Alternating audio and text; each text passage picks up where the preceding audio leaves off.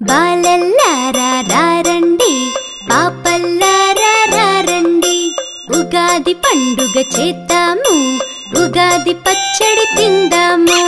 తెల్లవారే లేద్దాము, తలంటి స్నానం చేద్దాము, కొత్త బట్టలు కడదాము, పెద్దల దీవెనలు పొందుదాము.